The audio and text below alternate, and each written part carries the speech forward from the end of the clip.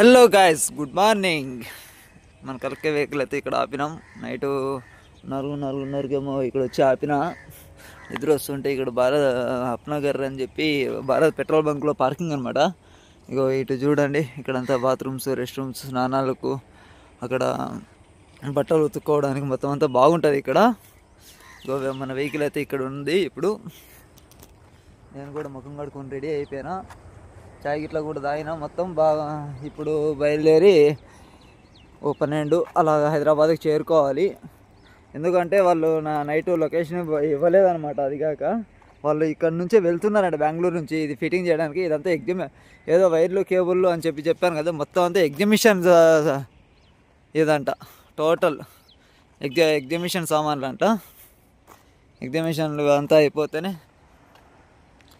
Unload అయిపోతేనే మళ్ళీ వేరే load చూసుకోవాలి.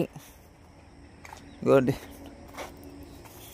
కొద్దిగా వెనకాలకు లోడ్ వేశారు. ఎంత చెప్పినా వినలేదు వాళ్ళు.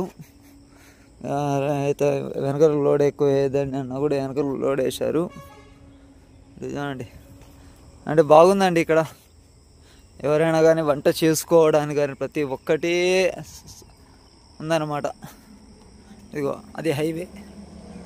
ఇది వచ్చి భారత్ పెట్రోల్ బంక్. ఇది లొకేషన్ వచ్చి కర్నూలు దాటిన తర్వాత ఉంటుంది అనమాట. కర్నూలు నుంచి ఒక 20 కిలోమీటర్స్ రావాలి. చాలా బాగుందండి ఫెసిలిటీస్ మాత్రం ఇక్కడ.